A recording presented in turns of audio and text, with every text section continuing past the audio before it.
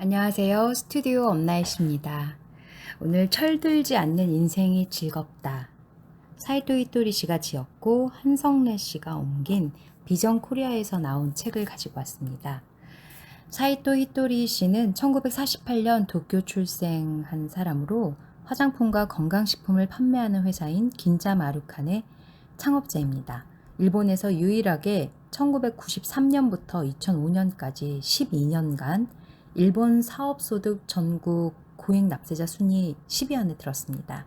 2003년에는 누계 납세자 일본 1위였는데 토지 매각이나 주식 등에 의한 고액 납세자가 많은 가운데 납세액이 전부 사업소득이어서 이색적인 존재로 주목을 받았습니다.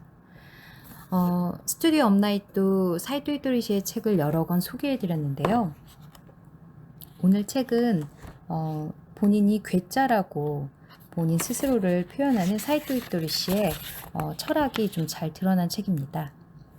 흔히 사람들은 성공하기 위해서는 항상 부지런히 일하고 근엄한 얼굴로 쉴 새 없이 이런저런 궁리를 해야 한다고 생각합니다. 그러나 저는 철들지 않아도 현재를 충분히 즐겨도 성공할 수 있다고 생각합니다. 이런 저의 노하우를 담은 것이 철들지 않은 인생이 즐겁다입니다. 왜 성공해야 할까요? 행복해지고 싶기 때문입니다. 사람이 행복해지기 위해서 필요한 것은 아주 작은 차이의 힘에 달려 있습니다.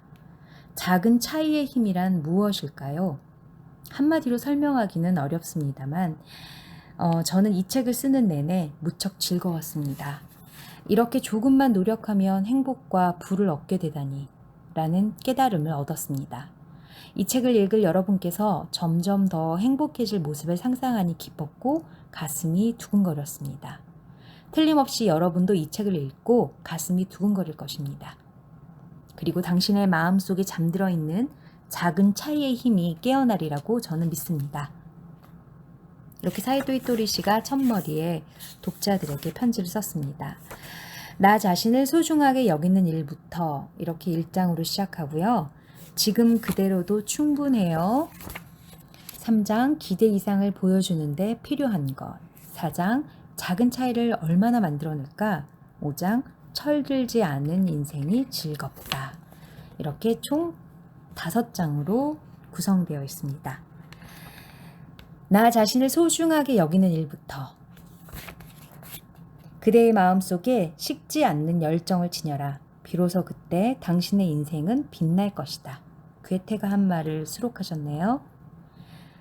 그래도 지구는 돈다. 지금부터 성공하는 인생에 대한 몇 가지 이야기를 해보겠습니다. 제 사고방식이나 그동안 제자님들에게 가르쳤던 성공의 비결을 알려드리죠.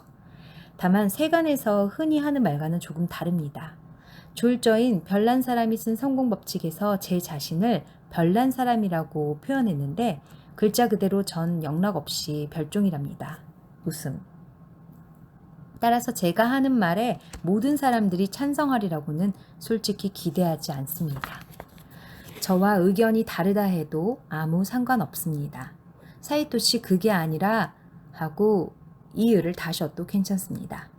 제 생각이 틀렸다고 누군가 말한다면 전 틀림없이 바로 그 자리에서 이렇게 이야기할 겁니다. 사실 그런가도 싶었어요.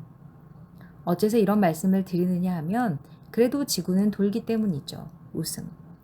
여러분도 아시다시피 옛날에 갈릴레오라는 사람이 있었습니다. 그 사람은 지구가 돈다고 했다가 재판정에 서야 했습니다. 재판에서도 지구가 돈다는 주장을 고집할 경우 처형이 될 판이었습니다. 지구와 태양 중 어느 쪽이 도는가? 재판관이 묻자 갈릴레오는 대답했습니다. 태양이 돕니다. 이 말을 들은 제자들은 깜짝 놀랐습니다. 나중에 갈릴레오에게 따져 물었죠.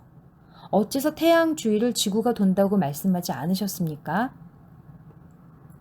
그러자 갈릴레오는 이렇게 말했습니다. 그래도 지구는 돈다네. 이 이야기는 아주 깊은 뜻이 담긴 일화입니다. 여하튼 대화 중에 나와 상대방의 의견이 다르다 해도 일단은 그렇군요, 알겠어요 하며 듣는 것이 히토리 씨 방식입니다. 그러면서 다른 곳에 가서는 내 주장을 고수하면 된다. 웃음. 바로 이것이 히토리 씨 방식이죠. 그래도 되냐고요? 괜찮습니다. 나와 의견이 다른 사람과 말씨름해서 이겨봐야 미움만 살 뿐입니다. 무엇보다도 서로 기분이 상할 때까지 옳고 그름을 따질 필요가 있을까요? 누가 옳고 그른지는 아무래도 상관없습니다. 왜냐하면 그래도 지구는 돌기 때문이죠. 인생에 있어서 최고의 행복은 우리가 사랑받고 있다는 확신이다. 빅토르 위고. 훌륭하다는 건 불편해요. 저는 원래 장사꾼입니다만 가끔 이렇게 책을 쓰거나 강연을 하기도 합니다. 흔히 책을 쓰거나 강연을 한다고 하면 훌륭한 사람으로 여기는 경향이 있습니다. 그러나 저는 그런 사람과는 거리가 멉니다. 저는 중졸이라고 공공연히 말하고 다닙니다. 그런데 중졸이라는 말도 어쩌면 학력 위조가 아닐까 싶군요. 웃음. 저는 언제나 해가 중천에 떠야 일어나곤 하는 학생이었으니까요. 그리고 학교에 가서 반 아이들을 웃겨주고 실컷 웃었다 싶으면 집에 돌아오곤 했습니다.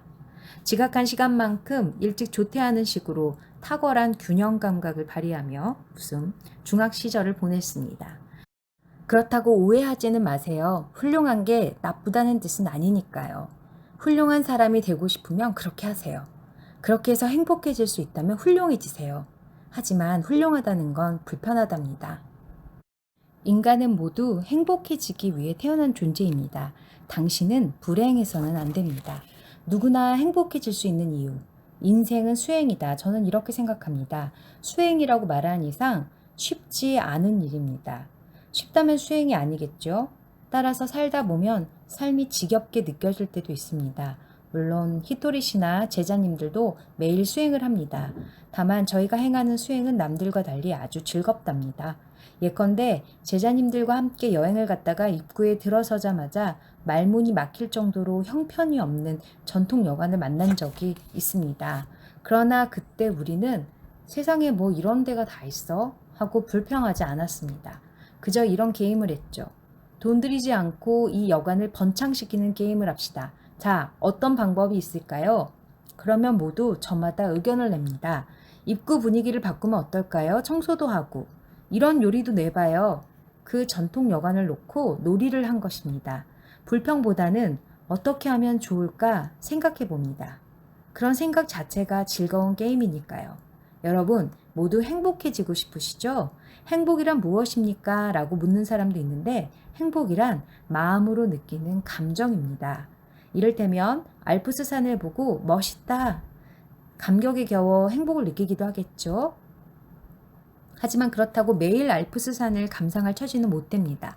우리는 각자 정해진 위치에 사니까요. 그러나 길가에 핀 민들레를 보고 어머나 예뻐라 하고 느낀다면 굳이 해외까지 알프스 산을 보러 가지 않아도 행복할 테죠. 이 말은 곧 행복이란 그 기준을 바꾸기만 한다면 언제든 이루어진다는 뜻입니다. 그렇다면 여러분의 가장 큰 행복은 무엇입니까? 그냥 하루 세끼 배부르게 먹으니 이게 행복 아닙니까? 이렇게 말하는 이가 있다면 그는 틀림없이 행복한 사람입니다. 따라서 행복이란 어떻게 생각하면 행복해질까 하고 궁리하면 찾아옵니다. 그러나 저희들은 평범하게 고민하지 않습니다. 이 문제도 게임하듯 놀면서 풀죠.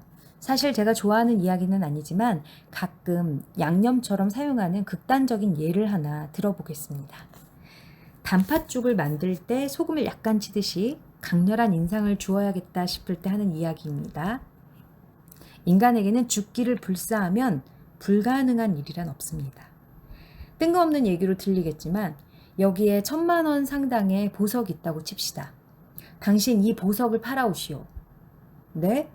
제가 무슨 재주로 팔아요? 그러자 돌아온 대답이 이렇습니다. 만약 한 달 안에 이 보석을 팔아오지 않으면 총살에 처하겠소. 상황이 이렇게 되면 내가 무슨 재주로 라고 말했던 사람은 부모 형제를 가리지 않고 자기가 아는 모든 이들에게 전화를 걸어 그 보석을 팔려고 하겠죠. 죽을 힘을 다해도 해결되지 않는 일이 절대로 불가능한 일입니다. 죽기를 각오해서 이루어질 일은 불가능한 일이 아니라 가능한 일입니다. 이 이야기 역시 그다지 하고 싶지 않지만 어디까지나 가정인 만큼 농담으로 들어주십시오. 지금 당신은 행복하지 않다고 칩시다. 그런 당신에게 제가 다음과 같이 말합니다. 지금부터 1시간 안에 당신이 행복하다는 사실을 모두에게 증명하지 않으면 총살을 면치 못할 거요. 그러자 당신은 필사적으로 행복한 이유를 찾아다가 이렇게 말할지도 모릅니다. 이야, 아침에 눈을 뜬다는 사실만으로도 행복했어요. 잠든 채 저 세상에 가버린 사람을 생각해보니 이보다 행복한 일이 또 있나 싶더군요. 행복해지려고 마음만 먹으면 누구나 지금 그 자리에서 행복해질 수 있습니다. 당신은 행복한 사람이랍니다. 인간이 지닌 기량은 무한대. 흔히 사람에게는 그 사람만이 지닌 기량이 있다고 합니다. 그런데 사실 인간의 기량은 늘어납니다. 얼마든지 확대됩니다. 여러분도 기량을 늘리고 싶다고 욕심을 내십시오. 사람에게는 무한한 기량이 있습니다. 한마디로 무한대입니다. 인간은 거대한 우주는 물론 나아가 은하계까지도 머릿속 상상으로 그려냅니다. 다시 말해서 인간이란 엄청나게 무한한 기량을 품은 그릇이라는 뜻입니다. 자신이 지구 위에 서 있는 모습을 떠올려 보세요. 그런 상상이 가능하다는 말은 이 지구를 삼켜버릴 만큼의 상상력이 본래부터 당신 안에 존재했다는 의미입니다. 그런데도 사람들은 대부분 일상생활에서 부딪히는 자잘한 문제에 대해 이래서 안 돼, 저래서 안 돼 하며 안달하거나 부정적인 생각만 하기 바쁩니다. 이제 그런 사고방식은 버릴 때가 됐지 않았습니까? 회사 사람들이 칙칙해서 하나같이 마음에 안 들어 라고 투덜댑니다. 그런데 주위 사람들이 칙칙하든 말든 당신과 무슨 상관이 있을까요? 칠판이 어둡기 때문에 하얀 분필이 도드라지는 이치를 생각해 봅시다. 주위 사람들이 칙칙한 만큼 당신은 밝게 생활하면 그만입니다. 그렇게 작은 차이만으로도 인생은 엄청난 변화를 일으킵니다. 당신 주변에 못마땅한 사람이 하나씩 끼어드는 이유도 같은 이치입니다.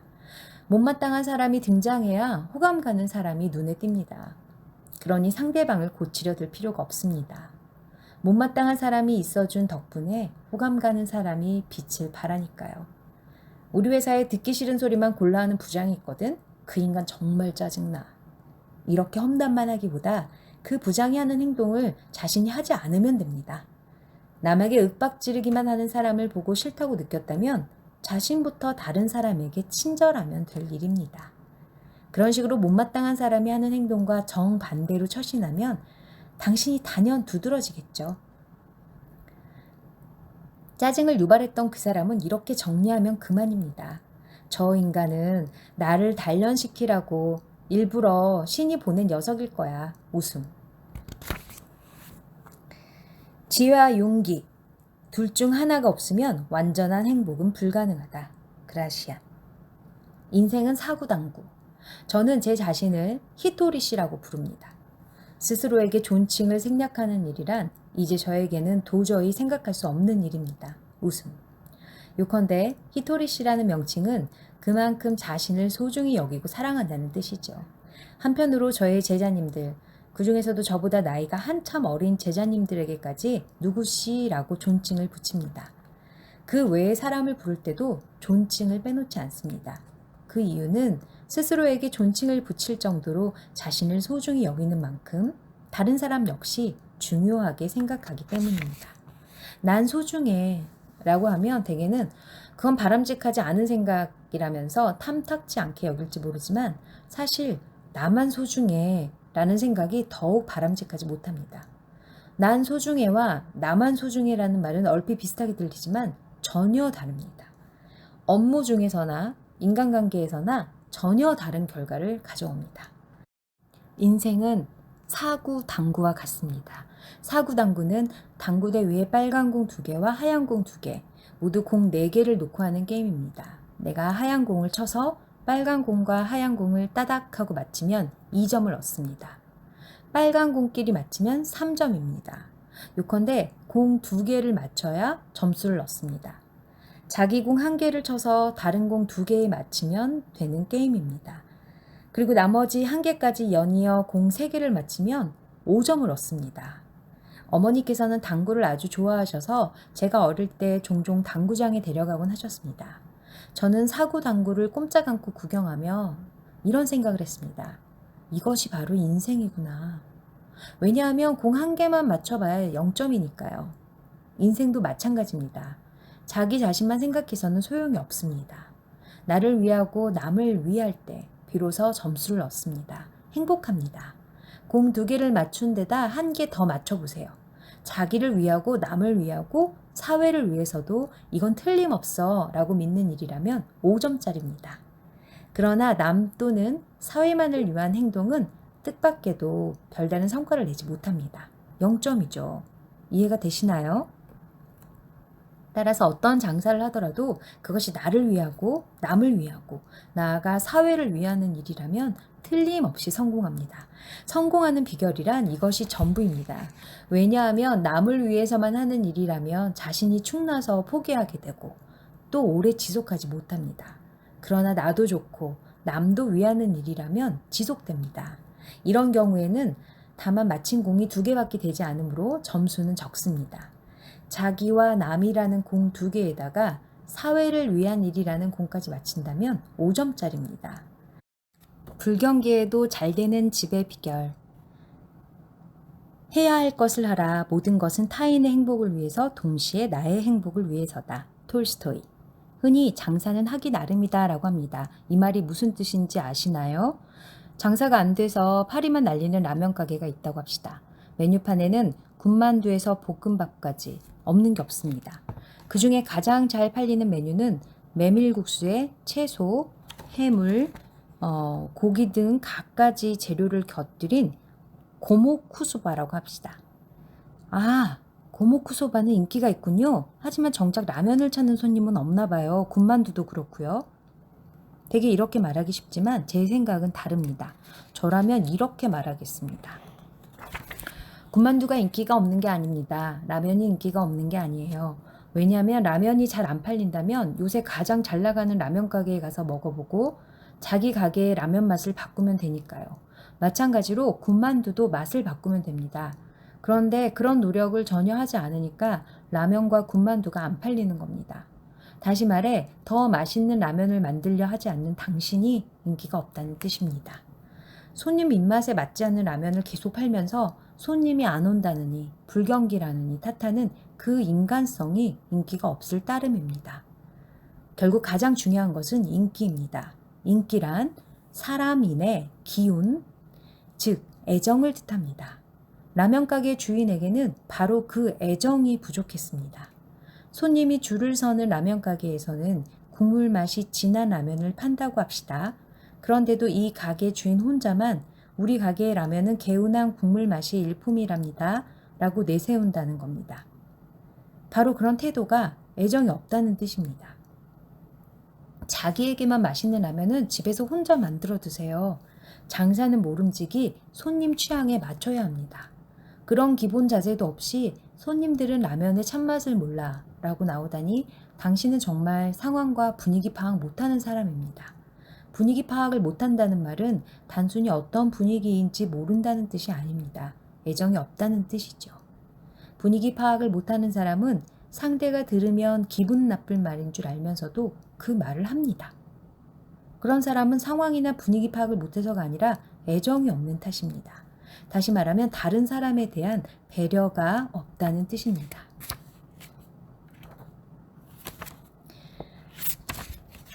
또 만나고 싶은 사람이 되는 법. 현명한 사람은 모든 것을 자신의 내부에서 찾고 어리석은 사람은 타인에게서 찾는다. 공자. 세상사에는 마땅히 따라야 할 순리가 있습니다. 그 순리에 따르기만 하면 인생은 잘 풀리기 마련입니다. 그런데 대부분의 사람들은 편한 길만 찾다가 순리에서 어긋나고 맙니다. 순리를 저버리고 성공한 사람이 있다면 대단하게 여기지만 그런 사람이 세상에 있을 리 없습니다. 그런데도 그렇게 보이는 사람 말에 솔깃했다가 결국 속아 넘어가서 돈을 뺏기죠. 이는 속아 넘어간 사람 역시 순리에서 벗어났기 때문입니다. 일전에 어떤 사람이 말하기를 누군가가 손 좀 내밀어봐 라고 하기에 손을 내밀었더니 귤이 툭 떨어지더랍니다.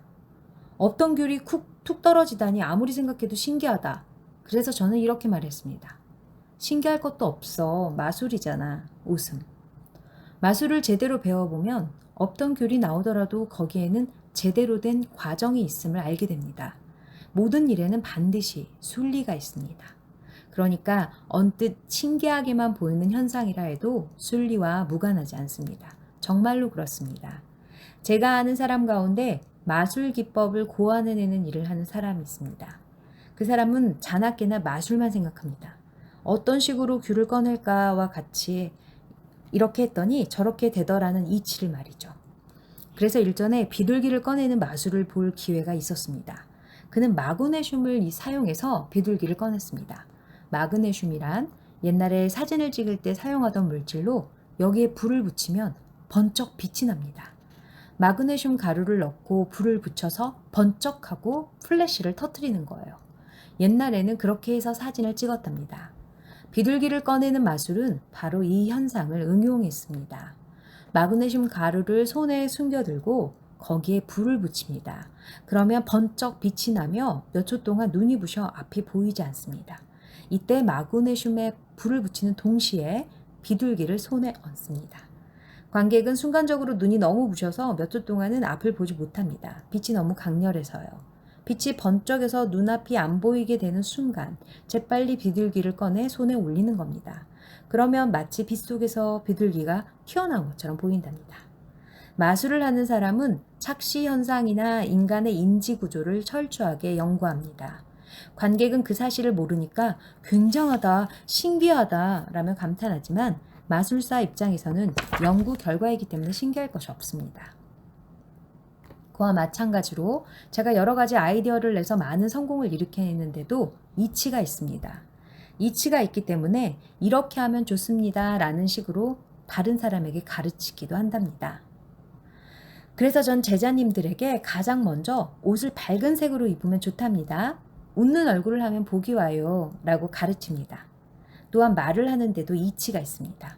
운이 좋아, 기뻐, 즐거워, 감사합니다, 행복해, 고마워, 용서할게요 같은 말을 해야 합니다.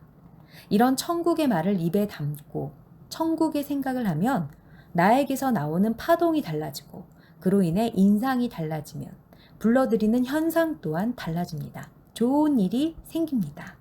제게 있어 이런 변화는 전혀 신기한 일이 아닙니다. 사이토 씨는 참 신기한 말씀을 하시네요. 모르는 사람은 이렇게 말하겠죠. 하지만 당신이 어두운 표정, 시무룩한 얼굴로 난 참 운도 없지 라며 불평과 푸념만 늘어놓으면 모두가 당신을 싫어하게 된답니다. 당신과 만나기 싫어진다는 뜻입니다.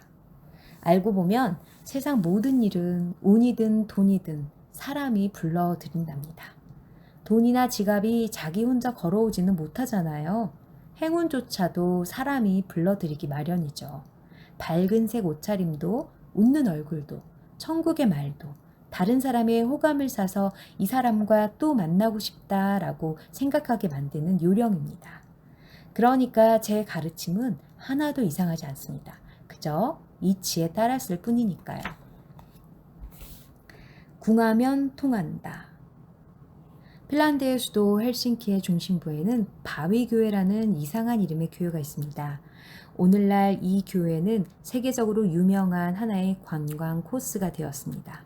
원래 헬싱키시에서는 효율적으로 토지를 이용하기 위해 도시의 한가운데에 교회를 짓지 못하도록 교회 신축 토지 허가를 법으로 규제하고 있었습니다. 그런데도 바위교회만은 예외로 세워지게 된 데는 다음과 같은 이유가 있습니다. 교회 재단에서 시의 허락을 받기 위해 고민하던 중 건축가 두 사람이 기발한 아이디어를 제시했습니다. 그것은 헬싱키의 도시 한가운데 있는 큰 바위를 이용하자는 것이었습니다. 이 바위는 너무 거대했기 때문에 시에서 없애지도 못하고 이용할 수도 없어서 그대로 방치해두고 있는 애물단지였습니다. 두 건축가가 내놓은 아이디어는 다음과 같았습니다. 교회 건축이라고 해서 반드시 땅 위에 기초를 닦고 기둥을 세워 지붕을 덮어야 된다는 법은 없습니다.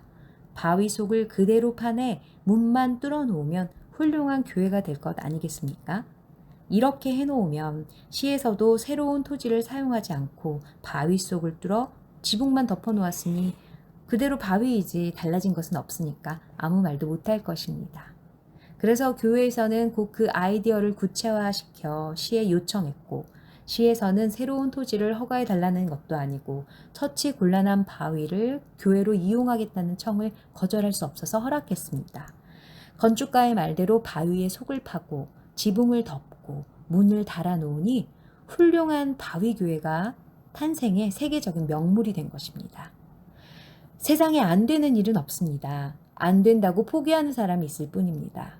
안 되는 것도 되게 하는 것이 지혜로운 사람의 행동 아닐까요? 역경에 궁즉변 변즉통이라는 명구가 있습니다. 궁하면 변해야 하고 변하면 통한다는 진리를 담은 말이죠. 궁하면 통한다는 말을 명심하고 우리 모두 새로운 아이디어를 개발해 어려운 현실을 극복해 나갑시다. 스스로 행동하는 힘. 어떤 축구팀에 아주 게으르기로 소문난 느림보 선수가 있었습니다.